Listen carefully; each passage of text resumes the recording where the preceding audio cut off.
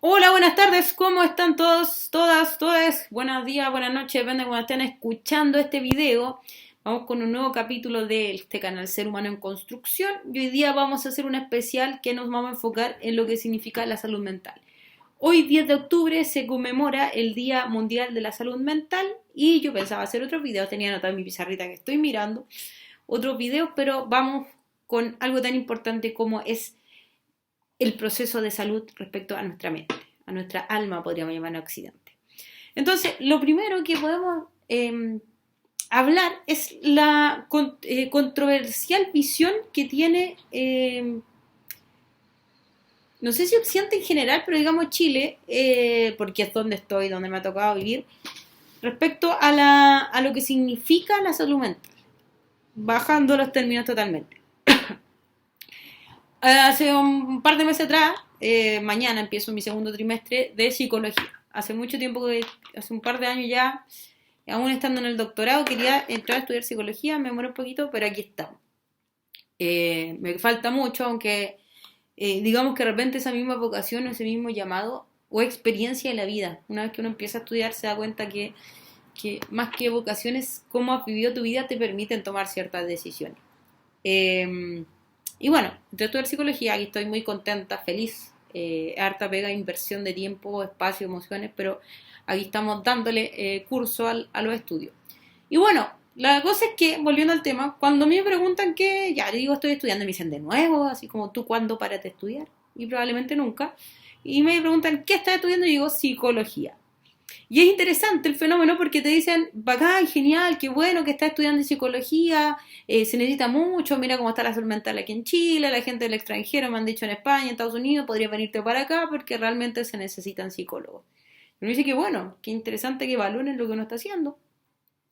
Pero la pregunta del millón después viene cuando uno le pregunta, bueno, tú estás en terapia, has ido al psicólogo, vas al psicólogo, y es como, no, yo no. Así como que prácticamente les pregunté si tenían una enfermedad contagiosa. Te dicen, no, yo no necesito, o no, que otra persona, o yo no estoy enfermo, no estoy loco. Y es importante hablar, dedicar este capítulo a eso, a entender lo que significa la salud mental. No es que yo esté haciendo propaganda, que quiera que entre años más la gente se inscriba en mi consulta. Bueno, si lo quieren hacer, mejor todavía. Pero el punto es cómo funciona nuestra salud mental y para qué nos sirve entender el cuidado de la salud mental. Entonces, me puse un poco a pensar, ahí a dar vueltas entre mis reflexiones y entre mis creencias. Todavía no hablo desde lo profesional, sino que hablo de mis creencias y me empecé a dar cuenta de lo que podría de repente significar la visión que se tiene de ir al psicólogo. Bueno, primero que todo, señalar que los psicólogos no cumplen la misma función de un psiquiatra o ir a un psiquiatra no significa estar loco. Además, o sea, no significa estar loco ir al psicólogo, no significa estar loco ir al psiquiatra. De hecho, muchos trastornos de personalidad o la gente con trastornos de ciertas personalidades como narcisista, psicópata, entre otros, de hecho, no van al psicólogo, son los que realmente no van. No estoy diciendo que los que no vayan son psicópatas, sino que estoy diciendo que por antecedente normalmente un psicópata no va a ir al psicólogo, o si va a ir con cierta prevención, precaución. Entonces el punto es que, vuelvo a reiterar que es más de la creencia, todavía un trimestre no me da para hablar desde el profesionalismo, pero sí puedo hablar desde la pedagogía, la filosofía, entre otros, y es que bueno, ¿qué significa esto de no querer ir al psicólogo o de la psicóloga o al profesional que sea? Y qué significa como herramienta, como poder entenderse a uno mismo. Y ahí está lo que yo siempre planteo, siempre mi discurso de base va sobre la educación, educarse, no solamente de forma académica, sino educarse emocionalmente, integralmente. Y está esta idea del autoconocerse y que Fromm llama tan asertivamente el miedo a la libertad.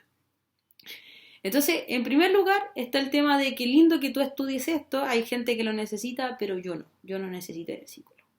Entonces, lo primero que siempre yo insisto cuando me dicen que la gente no necesita ir al psicólogo es si van al médico del cuerpo.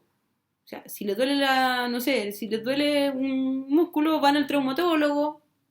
Si les duele el estómago, van, no sé, al... Ay, se me olvidó cómo se llama. médico del pero vamos por otros, al gastroenterólogo, si le duelen los dientes van al dentista, si tus lentes están malos, como el mío que está roto ahí, van al oftalmólogo, entonces, y me dicen que sí, la gente me dice, sí, yo voy al oftalmólogo, si quiero ser mamá, voy a la matrona, voy al ginecólogo, si tengo un diente malo, voy al dentista o al odontólogo.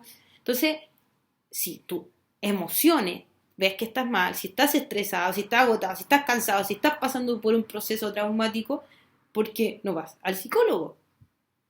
Que es el especialista que tiene que ver con esta parte de la interioridad del ser humano. No es médico, pero sí tiene que ver, es su especialidad.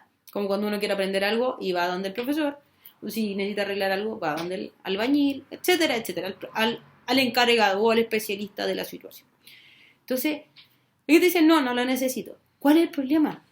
Es que somos un todo integral. Podemos, en Occidente le llamamos alma y cuerpo, en Oriente nos ven como un todo general, sin partes, pero funcionamos. Hay una parte de nosotros que se desconecta cuando fallecemos, y esa parte es la que nos está animando, la que los griegos van a llamar psique, los latinos van a llamar ánima, y que de ahí viene la palabra alma, esto de que está algo que anima al cuerpo. Y la pregunta es, ¿por qué no nos preocupamos de esa parte? Hay gente que dice, no, somos simplemente seres humanos, conductistas, y como, no necesitamos, no tenemos un alma, no es tanto así como un alma, como algo aparte, pero sí, esto que nos anima, que nos mueve, que se va cuando cuando nos fallecemos, está implicado en nosotros, y no hemos dado cuenta con el tiempo que estamos somatizando.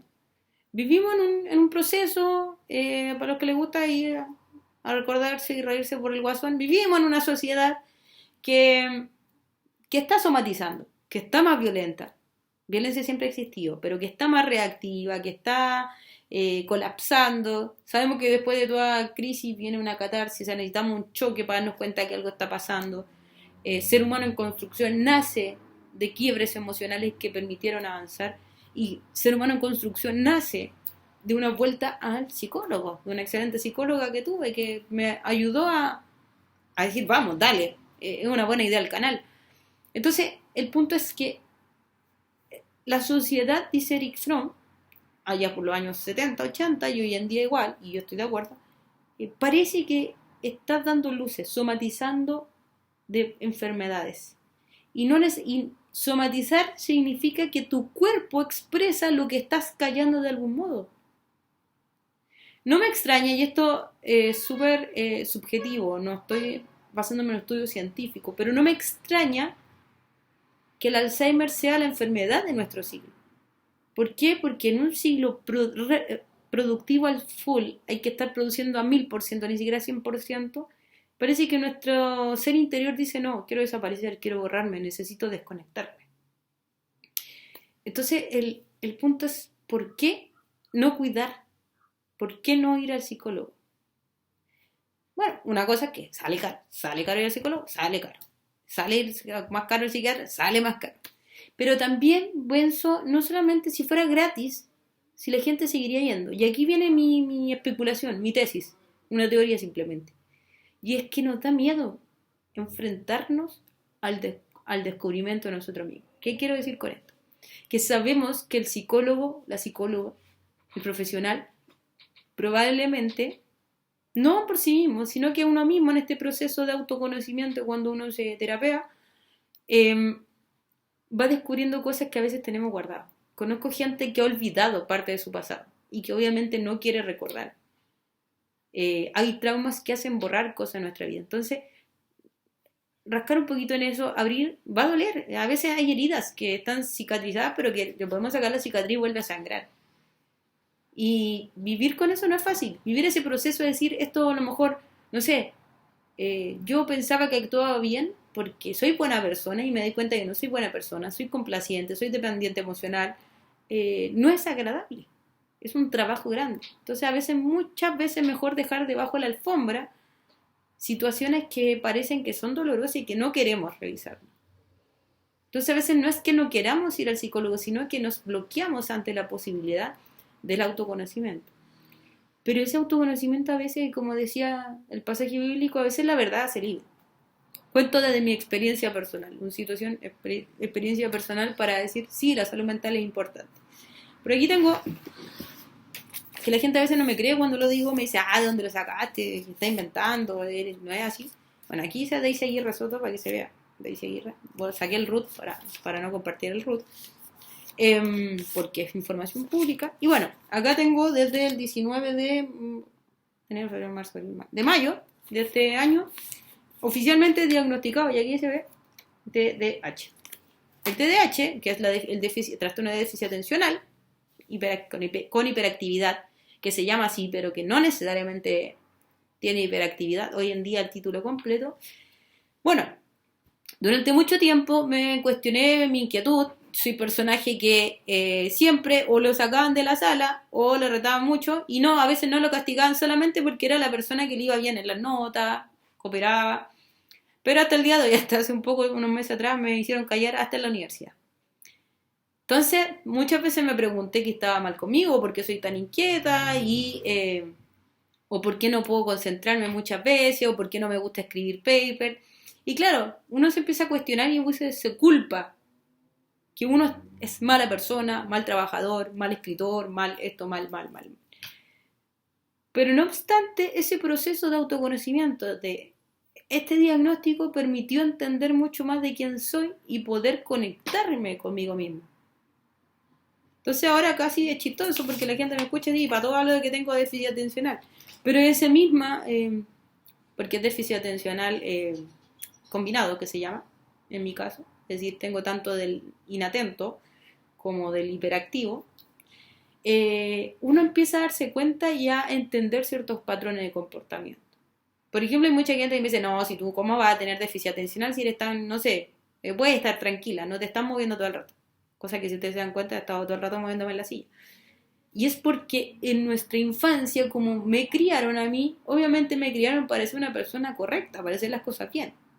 Entonces muchas veces uno se esfuerza, y en mi caso concreto, por ejemplo, me pasa que yo a lo mejor no me muevo tanto, puedo estar callada en una reunión, pero mi cabeza está funcionando a 1000 por hora.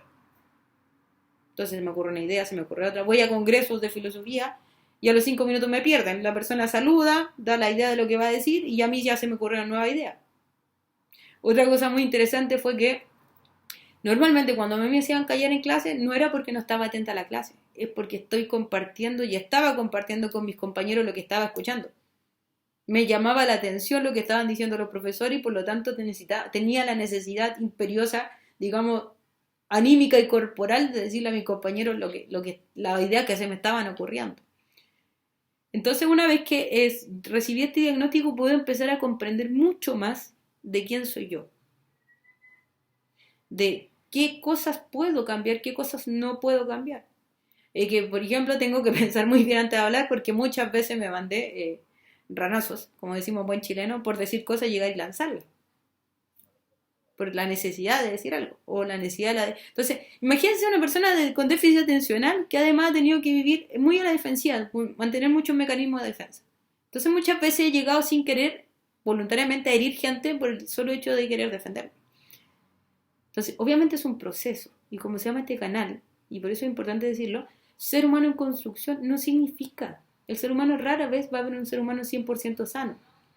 Así como nunca estamos 100% sanos, o tenemos alergia, un resfriado, la uña, todos tenemos alguna enfermedad de base físicamente, rara vez alguien está 100% sano, emocionalmente tampoco lo vamos a estar. Pero entenderse y entender la realidad como uno la ve, permite visionarnos y posicionarnos de otra manera.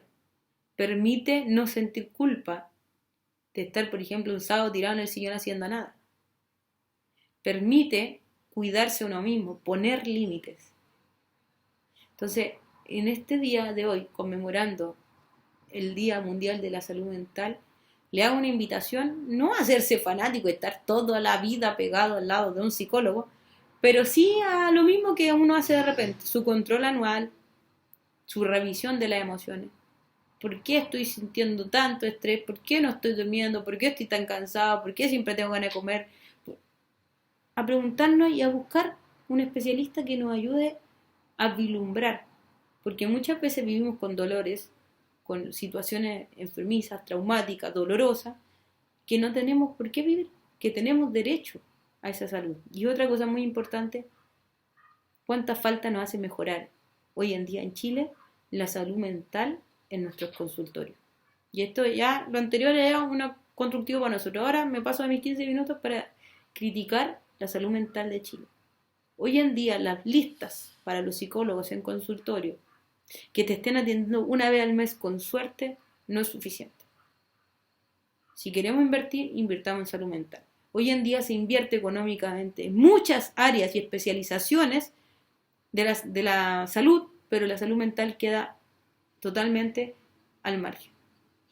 La gente que reclama que hay mucha licencia, que los psiquiatras, quizá habría mucho menos licencia por salud mental si se enfocara como corresponde en cuidarnos a cada uno de nosotros como seres humanos, parte de esta sociedad que vivimos.